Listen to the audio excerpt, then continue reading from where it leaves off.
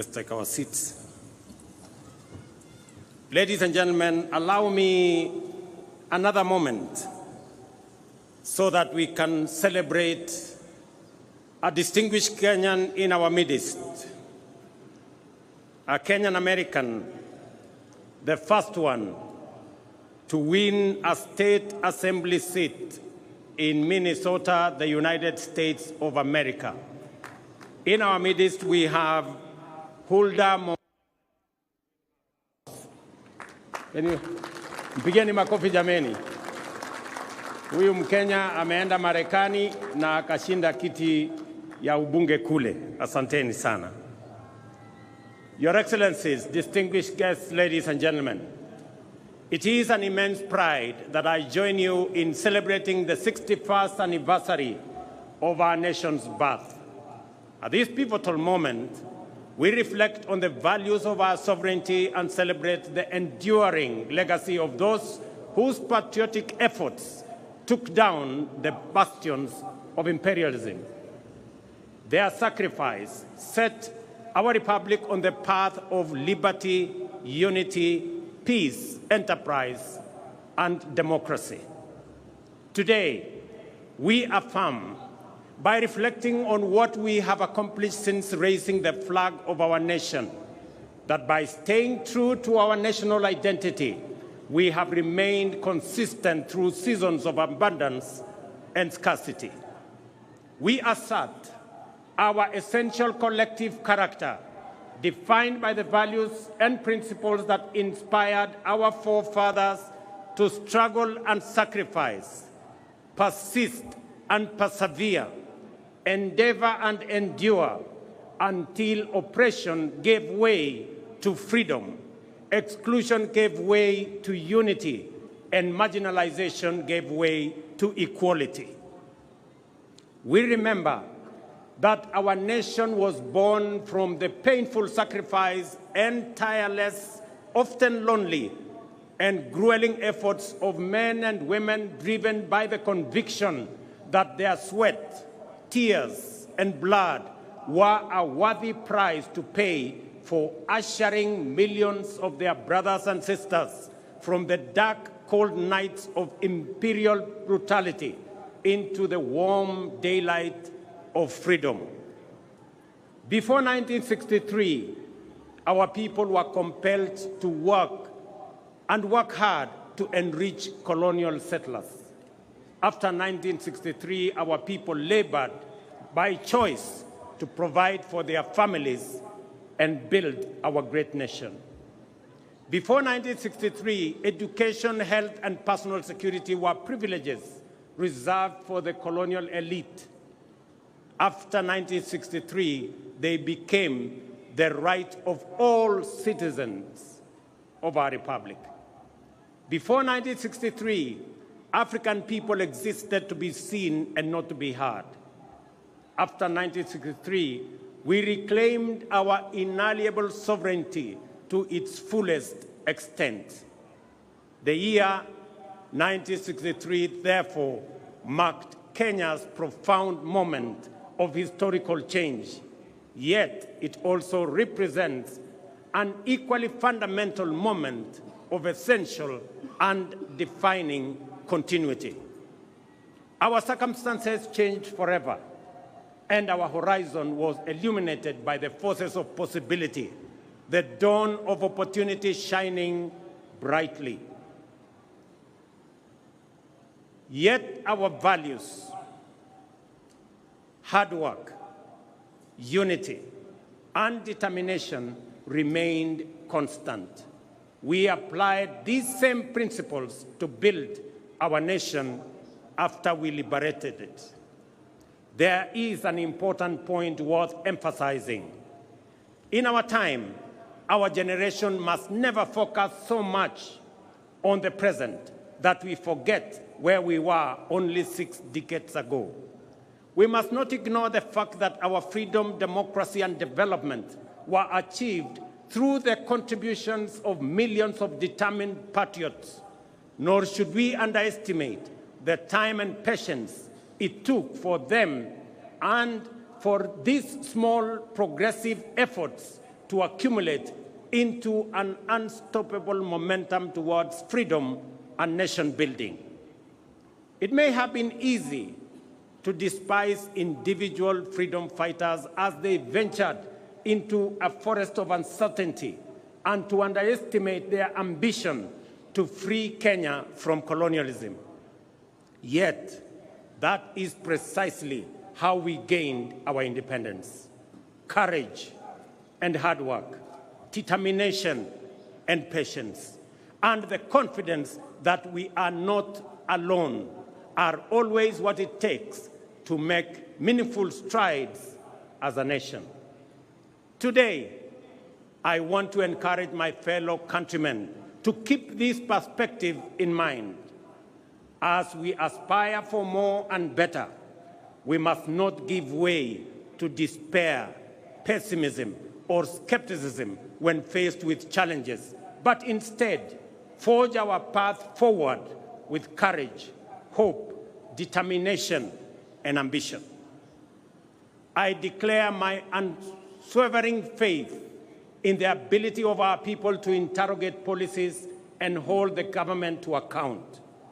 This is the essence of democratic freedom, a civic duty for citizens, a responsibility for leaders, and a necessary imperative for our success and progress.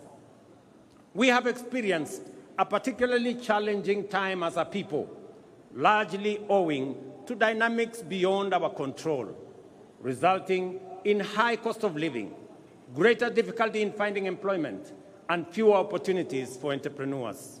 Consequently, there was widespread anxiety about the economic stability of our nation, demanding urgent and appropriate interventions and effective solutions. The bottom-up economic transformation agenda was inspired by our determination to confront these fundamental challenges directly and with ambition. Our aim was first to lay the foundation for robust economic activity to generate millions of opportunities at the bottom of the economic ladder each year and drive substantive, inclusive, and sustainable growth.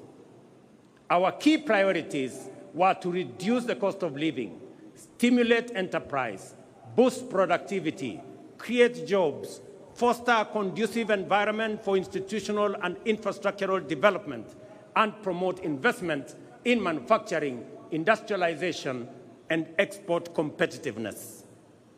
As a starting point, it was critical for us to tighten our belts and make significant sacrifices to reset our public finances on a sustainable path, enabling intensified investments in the strategic pillars of our plan and the cross-cutting enablers of rapid transformation. I acknowledge, ladies and gentlemen, the work we have done and the milestones achieved in creating the necessary conditions for progress in every value chain that support the pillars of our plan. There is a time to resist and a time to accept, a time to deny and a time to admit, a time to doubt and a time to believe.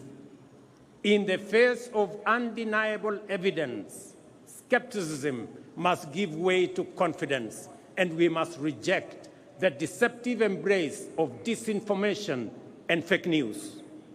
The results and positive impact of our collective pursuit of fundamental economic change can no longer be wished away. Ladies and gentlemen, financial inclusion, for example, is now a reality for millions. The Hustler Fund is marking its second anniversary on a highly successful note, having empowered millions by lending a total of 60 billion Kenya shillings so far, liberating millions from predatory lenders and precarious financial situations, and enabling them to meet their needs, fund their hustles, and build their credit scores. Our ongoing conversation with borrowers focuses on concerns related to short-term duration, modest loan amounts, and the time required to increase borrowing limits. In response to this feedback, the fund has designed a new product, the bridge loan, to help Kenyans with good credit scores to transition from personal loans to enhanced facilities offering larger loan amounts with longer repayment periods.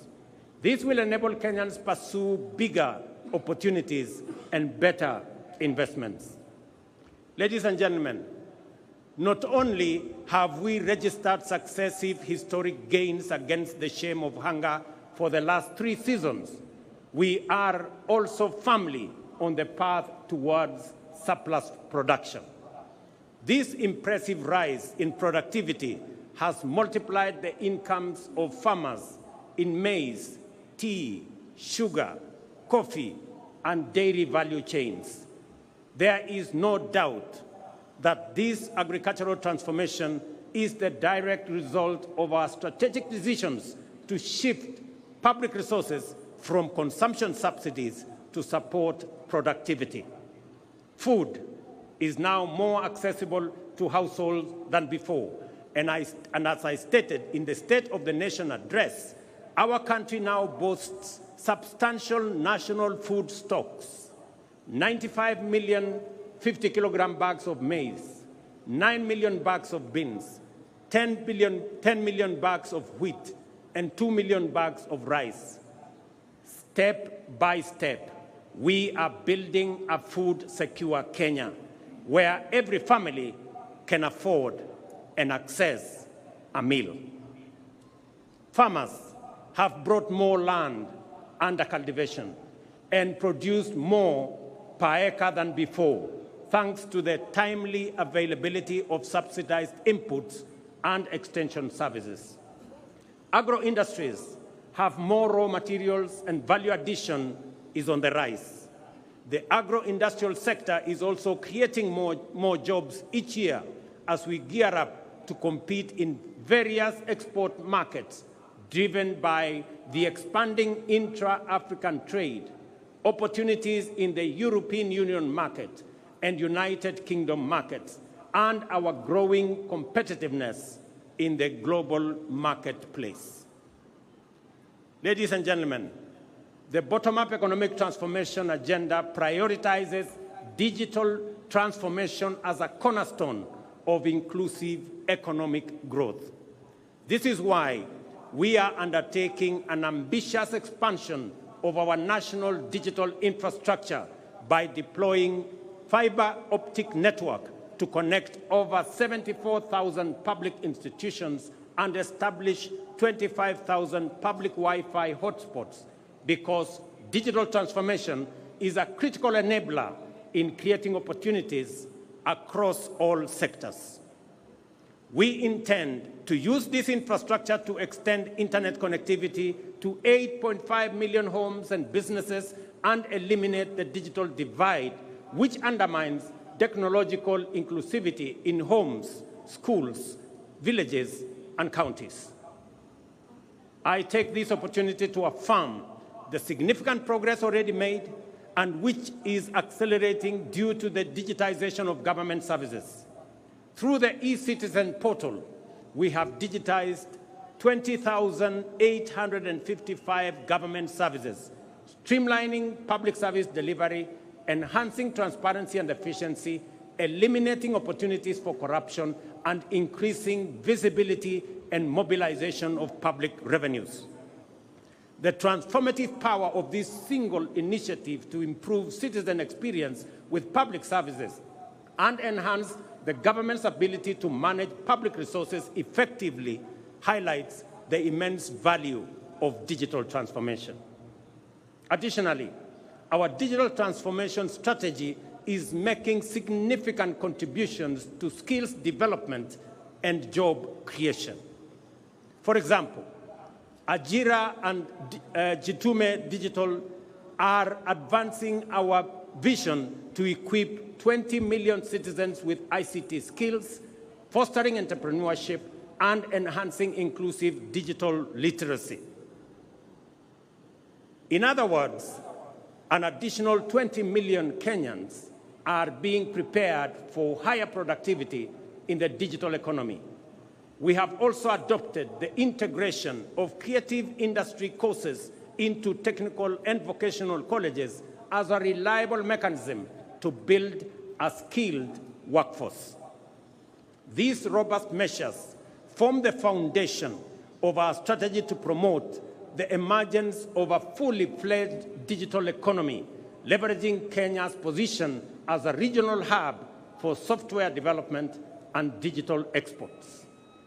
These initiatives are supported by key interventions such as the establishment of institutional and incentive frameworks to promote investments, foster collaboration, and encourage the transfer of digital technologies with a particular focus on artificial intelligence and blockchain. Through these efforts, we are empowering local digital innovators and tech entrepreneurs to drive economic diversification and resilience. Ladies and gentlemen, the discourse around universal healthcare remains lively, with concerns being raised about eligibility for coverage, the capability of health facilities to deliver services, and the alignment of contributions by individuals with benefits.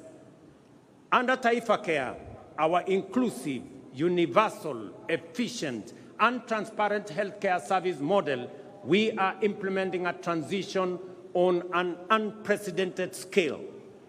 We have successfully transitioned 5.6 million citizens from the National Health Insurance Fund and registered an additional 11 million Kenyans under the Social Health Insurance Fund.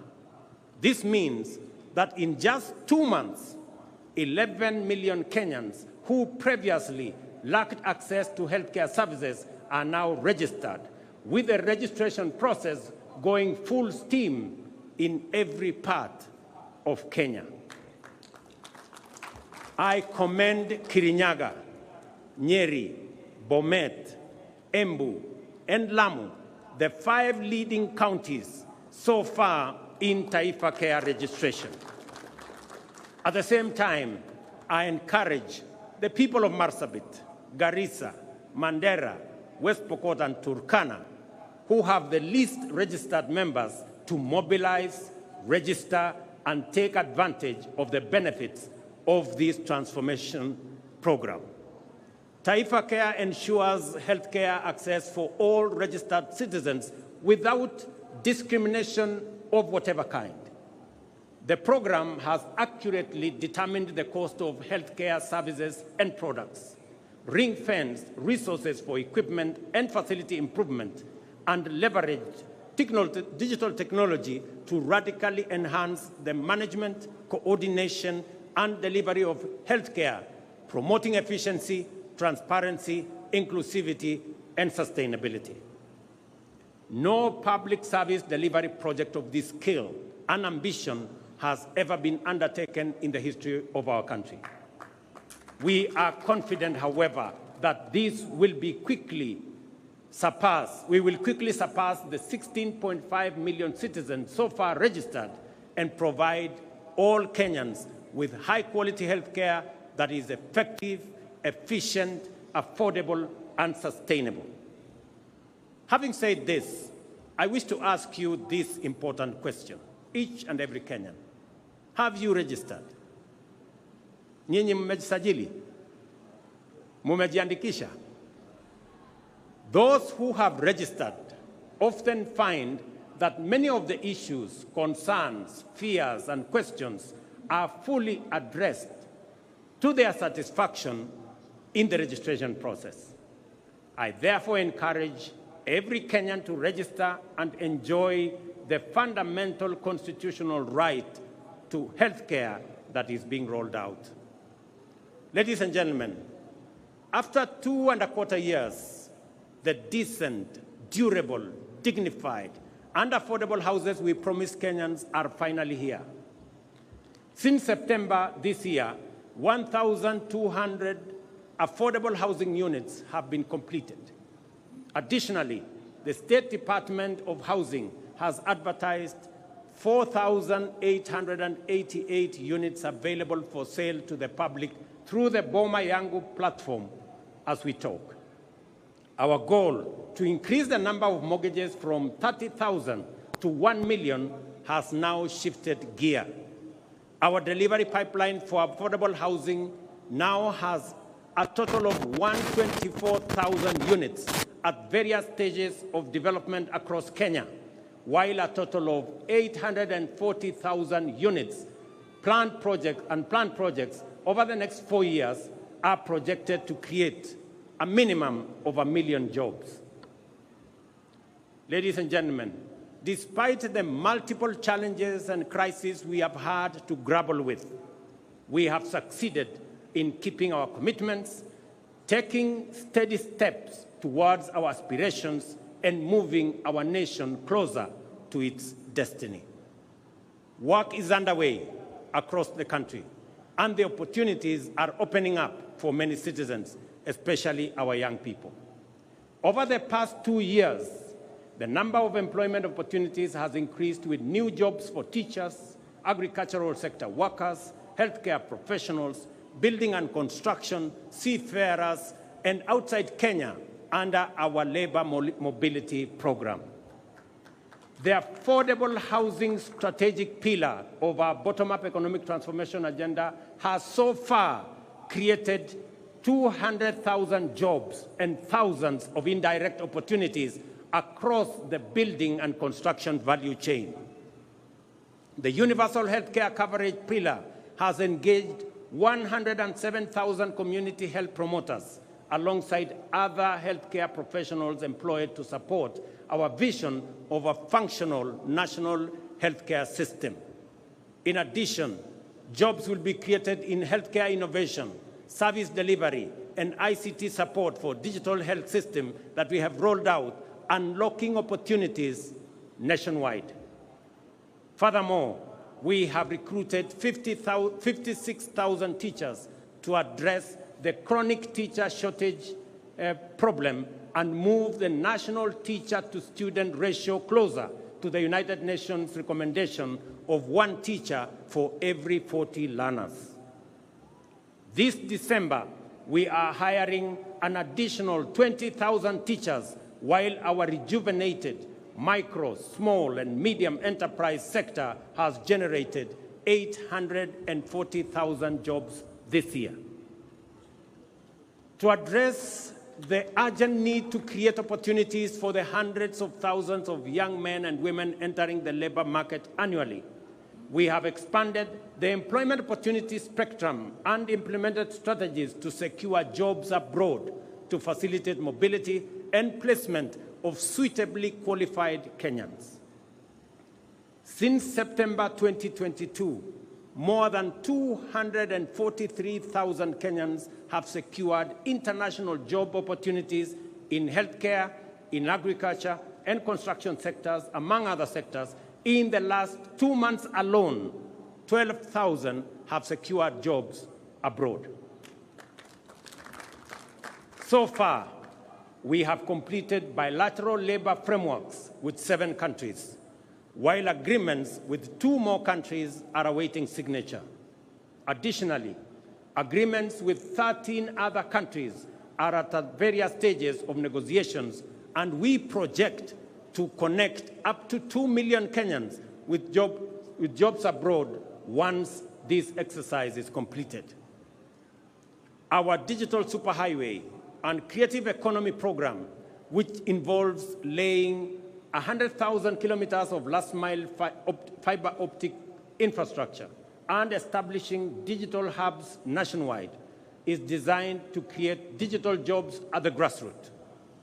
To date, 690,000 citizens have been trained in digital skills through the Ajira and Jitume programs in various learning institutions, including TVETs and constituency innovation hubs, out of which 180,000 young people have already been linked to online job opportunities, well on track to creating 1 million jobs through this program. Our special economic zones and export processing areas are boosting investment, manufacturing, exports, creating jobs, and increasing national wealth. In the past 2 years, we have licensed over 80 companies within these zones, creating 14,000 jobs. The 6 export processing zone flagship projects in Busia, Kirinyaga, Murang'a, Eldoret, Kwale, and Nakuru are now being developed are set to generate another 30,000 more jobs. Additionally, the ongoing operationalization of Dongo Kundu and Naivasha special economic zones will create an additional 26,000 jobs, facilitating private sector special economic zones investments and supporting county and public special economic zones operations. At the same time, young people are actively contributing to climate action, urban neighborhood improvements, and landscape restoration through the Kenya Urban Resilience or Climate Works program. Recognizing the urgency, scale, and importance of these efforts, Climate Works is designed to be ambitious. So far, 21,560 Kenyans have been engaged in Nairobi, with nearly 48% being women, reflecting a strong commitment to gender parity. The program will soon be expanded nationwide to engage 200,000 young men and women in critical infrastructure and environmental projects within our towns, cities, and communities. This initiative not only offers opportunities, but also empowers young people to strengthen the foundations of urban living and tackle climate change. We are also investing in local content creation to enhance the quality and competitiveness of Kenyan creative products for export, while facilitating the development of digital platforms to contribute and to distribute Kenyan creativity to global audiences.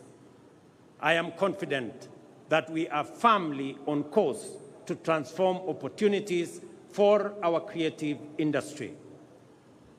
I salute the actors in our creative space whose work brings life to our cities, streets, and screens.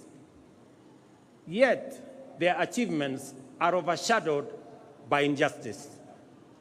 Musicians, who are the heartbeat and soul of our culture, have long been denied their rightful earnings. It is unacceptable that an artist earns as little as 10,000 shillings a year, while those tasked with collecting their royalties pocket millions monthly. This injustice, ladies and gentlemen, must end. The Kenya Copyright Board, in conjunction with industry players and e-citizen, must establish a transparent, real-time system for royalty collection and distribution to rightful owners and beneficiaries. As we champion this cause, Kenya is also preparing for global leadership by bidding to host the 2026 World Creative Economy Conference, signaling our commitment to celebrate our talent and showcase our vibrant culture to the world. Hosting this conference will be a bold declaration of Kenya's leadership in the creative economy. Our committed interventions are creating jobs and opportunities, and this is only the beginning. We are building on the foundation we have laid to create more jobs going forward. The essence of the bottom-up economic transformation agenda is to enhance our capacity for incremental achievement and thus accelerate our progress in delivering our commitment for the benefit of all Kenyans. What I wish to emphasize on this Jamhuri Day is that regardless of our difficult circumstances and despite obstacles, resistance, and anxiety, it remains the mandate of leadership to keep true to their word and the duty of government to deliver. We have every intention to fulfill our commitments and are at the point where the first projects are successfully entering maturity. The deliberate and intentional effort to develop effective strategies for creating employment opportunities within our broader economic transformation agenda is bearing fruit. From the current numbers, it is clear that employment opportunities, whether domestic, international, or online, will increase significantly in the coming days. We are determined to build a labor market capable of absorbing as many job seekers as possible, cognizant of the output of our education and training institutions, which produce talented, skilled, and motivated young people. By doing the hard work and heavy lifting now, we are laying the foundation for citizens to seize opportunities in the coming future. As we do this, let us reflect on the lessons of history and rise above our political differences to deliver for Kenya.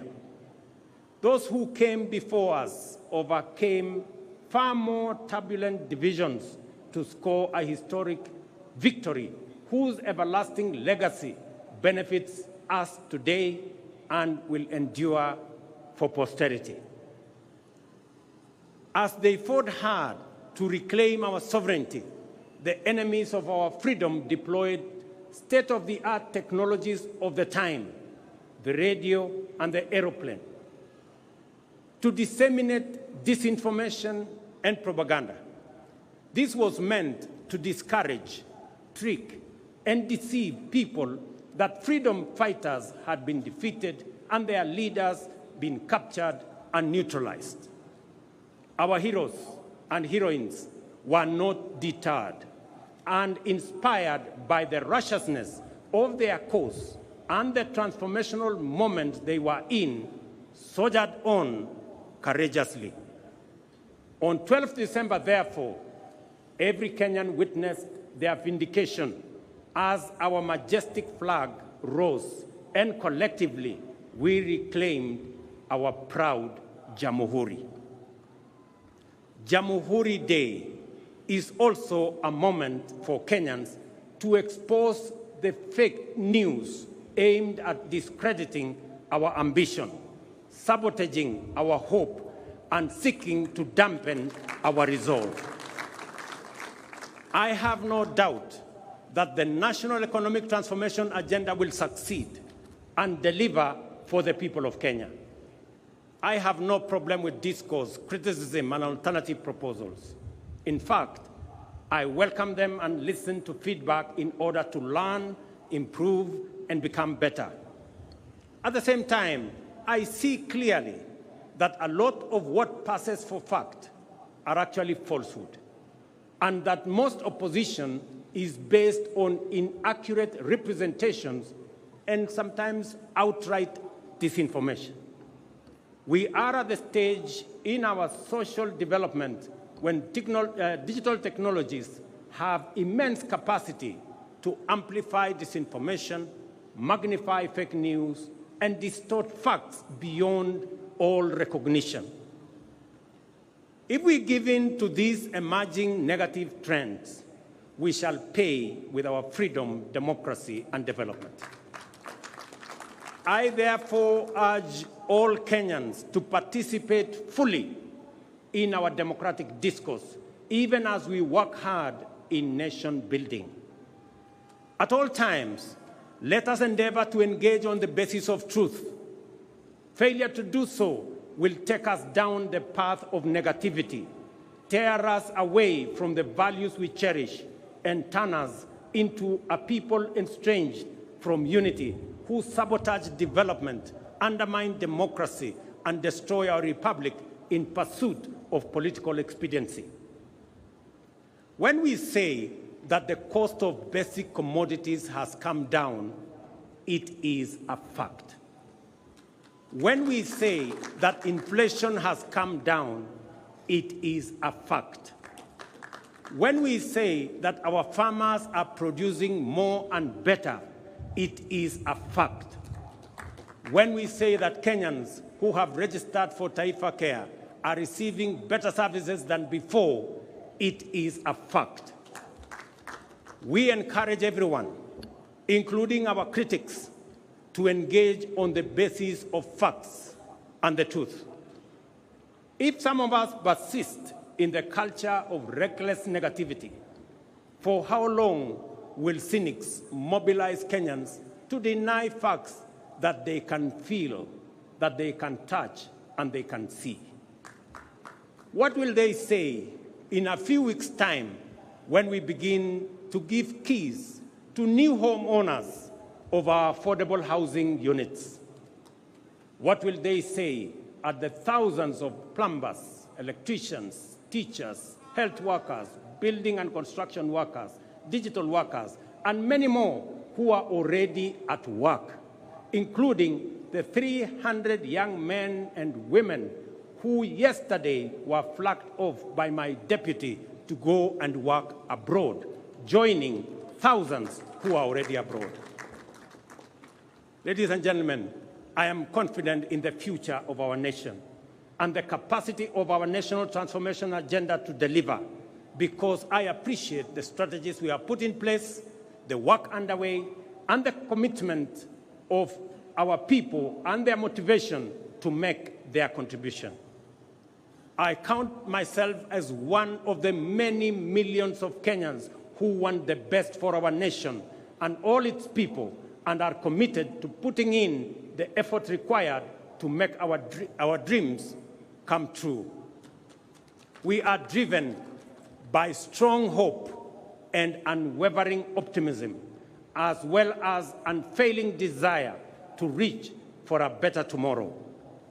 It is confidence based on understanding, hope built on truth, and optimism that stands on the firm foundation of facts. We must do all we can to maintain the essential character of our republic as an open and free democratic society.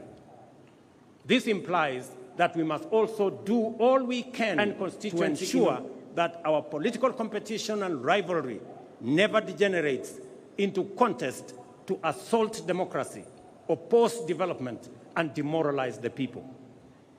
We must remember that whatever else sets us apart, we are united by a desire to achieve the best for Kenya and its people. With this in mind, we must promote inclusion and broaden our platform for collective engagement to allow articulation of diverse viewpoints and the expression of fresh, new, and bold approaches. To be transformational, we must be ready to transform ourselves and our strategies on a continuous basis. I will continue to reach out to Kenyans of all walks of life, regardless of their ideological persuasion, to maximize the cross-pollination of the flower of our republic and guarantee robust seeds for future seasons. You must never underestimate your power as citizens and your ability to create positive change individually and all of us collectively. Over time, we have made gradual and steady changes to many of the economic development strategies in order to take on board feedback from the people. In fact, the bottom-up economic transformation agenda has inbuilt mechanisms to improve on the basis of this feedback, because we recognize that as leaders, every day of work is a day of learning from the people, and that every good idea must always give way to a better one. Listening, therefore, is a primary component of effective leadership, and national transformation is a collective enterprise of all citizens. I am grateful to distinguished patriots who have demonstrated outstanding leadership across the political aisle for the spirit of goodwill in which we have engaged to address critical national issues, including resolving the inclusivity challenge by formulating the broad-based government.